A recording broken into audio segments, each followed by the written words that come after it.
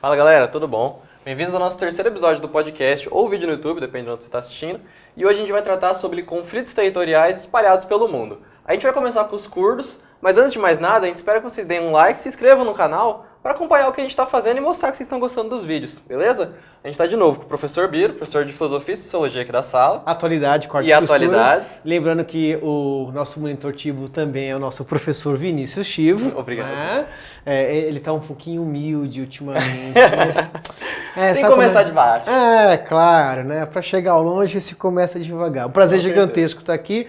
É muito legal abordar esses conteúdos porque é uma paixão que eu tenho desde a época em que eu era aluno de ensino médio e às vezes eu me preocupo se os nossos alunos têm como um todo acompanhado essas questões que têm acontecido e muitas das vezes o tempo que rola na mídia é muito pouquinho, ou às vezes a galera não tem muito interesse, então vai ser muito legal a gente dar uma abordada nesses assuntos. Perfeito. E é algo que vocês vão ver que a gente está focando sempre em atualidades, mas destacando também o processo histórico. Igual a gente fez com o vídeo do Irã, que vocês não viram, a gente recomenda bastante, Estados Unidos e Irã. Vídeo 1, podcast 1. Se for der tudo certo, a gente já deve estar no ar agora o Bolivarianismo, que é o vídeo 2 também, ficou sensacional. Muito bom. A gente explanou todas as questões aqui da América Latina, o crescimento do chavismo, foi bem legal. E hoje a gente preparou para vocês conflitos territoriais. Igual eu falei, a gente vai começar pelos curdos. Qual é a ideia dessa região? Primeiro de tudo a gente tem que entender o que são os curdos. Eles são um grupo étnico e linguístico da região aqui da Arábia, que está nos territórios da Turquia, da Síria, do Iraque e do Irã. A região da Armênia, ela às vezes é pouco mencionada porque ela é bem pequenininha. Mas qual é a importância? Desses todos os países, os curdos são sempre a segunda maior etnia que normalmente não é reconhecida. Por que não é reconhecida? Existe todo um conflito de identidade dos países. Por exemplo, da Turquia, cerca de 15 a 20% da população se identifica como curdo. E mesmo assim, no território deles, eles não têm direitos. Especialmente, essas populações não têm direito a voto, não têm direito a ensino básico, não pode, por exemplo, usar a própria língua. E é isso que a gente vai mostrar para vocês hoje, esses conflitos territoriais. E é muito legal você abordar isso. E, aliás, quando você aborda isso, remete também a outras questões. Eu não sei se os alunos, os colegas que estão assistindo a gente, acompanham uma série de questões, mas o mundo, basicamente, surge aqui na região da Mesopotâmia, né? Se a gente observar, vocês aprendem nessas aulas lá em História Geral com o professor Tiago, com o professor Rodrigo, ou vocês viram isso nas escolas de vocês, certamente.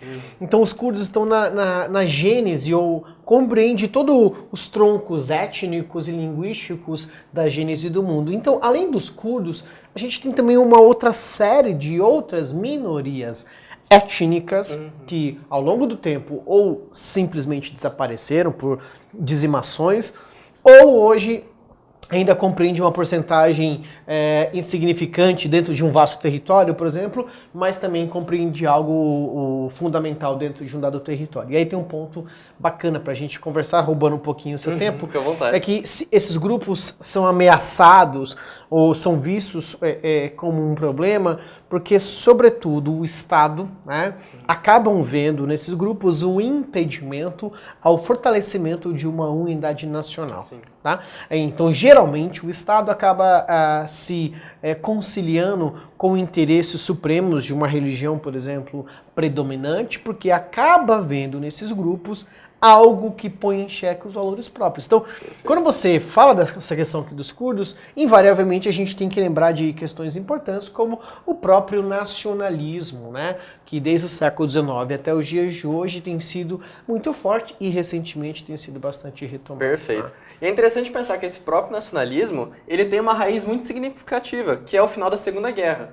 A própria região dos curdos que eles dominam hoje, que eles tentam dominar, na verdade, ela foi prometida para eles pós-Segunda Guerra, em diversos tratados, e cerca de 1947, ele acabou sendo apagado da história, especialmente da região da Turquia, que é um dos estados mais hostis contra os turcos. A gente precisa lembrar que a Turquia passou por uma mudança quase que histórica quando ascenderam as dinastias, as ditaduras da Turquia, que resolveram apagar a sua história do passado, o passado pérsico, o passado árabe, e acabou se desenvolvendo uma nova Turquia, uma nova identidade, um novo alfabeto foi escrito, e toda essa ideia de um nacionalismo, igual o professor está destacando, começou a falar assim, ok, precisamos moldar uma nação, a nação turca.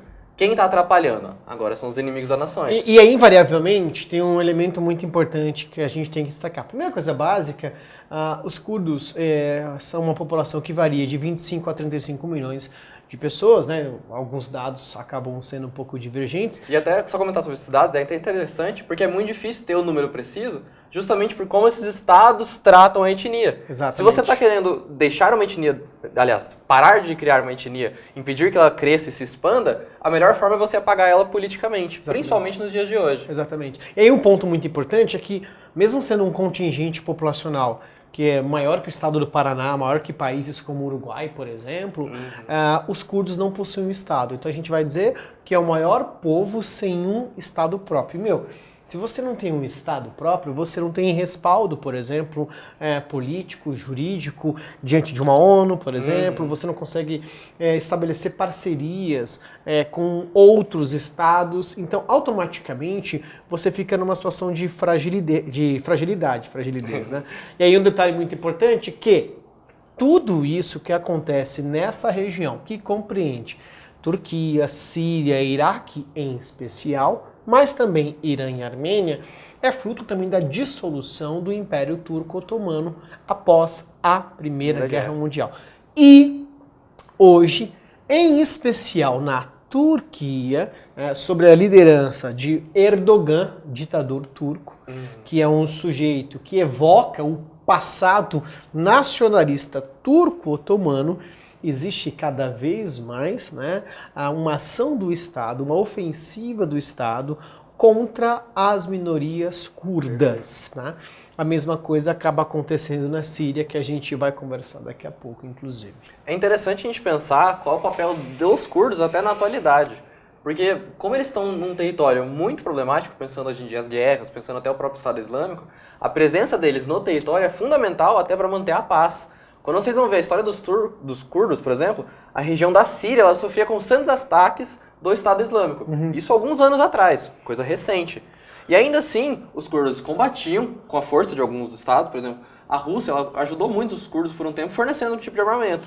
Só que quando o Estado Islâmico foi finalmente apagado, lembrando aqui que a gente está ignorando os lobos solitários ou as células apagadas, quando ele foi finalmente apagado da região, tanto o Estado sírio quanto a Turquia fez uma investida contra a região dos curdos.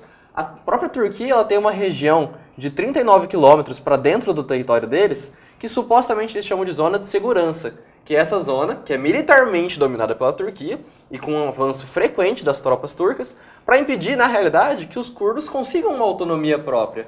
Essa própria gestão do Estado deles acaba sendo impedida.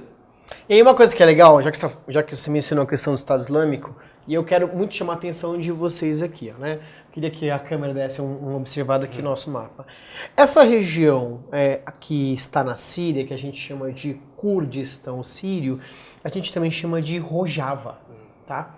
Durante os anos de 2014, 15, 16, que foram anos em que o Estado Islâmico tinha uma condição muito proeminente, aqui em Rojava estabeleceu-se uma resistência articulada tanto por curdos, em especial as mulheres curdas, estiveram à frente desse processo, bem como legionários. Inclusive, eu conheci um cidadão brasileiro que era soldado do exército americano e ele foi como legionário para essa região de Rojava lutar, em primeiro lugar, pela resistência curda e, em segundo lugar, lutar automaticamente contra o próprio Estado Islâmico. Então, essa região dos leões de Rojava, que é o termo que a gente acaba dando, é composta por duas principais cidades, ou por duas cidades muito importantes, que no caso é Raqqa e Kobani. E os curdos, eles foram, junto com os russos, etc., responsáveis pela tomada de Raqqa e Kobani, que fica aqui bem no norte da Síria, e isso foi uma derrota muito importante para o Estado Islâmico. Tá? E aí um detalhe para a gente dialogar aqui sobre isso. O enfraquecimento do Estado Islâmico pelos curdos e a resistência das mulheres curdas e ao mesmo tempo dos legionários de Rojava fez com que a comunidade internacional reconhecesse a força dos curdos e começasse, de certa forma, a levar a sério esse processo aí de um reconhecimento a uma autonomia de Estado aos curdos, sim, coisa que Turquia não concede, coisa que Síria não concede. Né? E aí, só para a gente compreender, quando a gente teve, ao mesmo tempo, a derrocada do Estado Islâmico, e como você bem mencionou, as ações tanto sírias quanto turcas nessa região, a gente tinha o exército americano aqui na Síria. Em agosto de 2019, o Donald Trump retirou forças americanas que estavam na Síria, nessa região dominada pelos curdos, ou seja, na região do Kurdistão, na região de Rojava. O que isso acabou acontecendo? Isso fez com que os turcos, de imediato, já iniciassem uma série de ataques, no dia seguinte, exatamente, aos curdos. E aí perguntaram, né, inquiriram, não acorda no vídeo não, pelo amor de Deus, hein? Inquiriram o Trump, poxa, mas você acha certo? E aí o Trump, ele dá uma resposta seguinte, eu reconheço que os curdos, eles lutaram contra o Estado Islâmico, mas os curdos não ajudaram a gente na Segunda Guerra Mundial. Na invasão da Normandia. Exatamente. Tipo, a Síria tá aqui, a Normandia tá lá na casa do Jiraya, né, lá na França. E aí um detalhe muito importante sobre esse episódio. Por que o Donald Trump faz isso?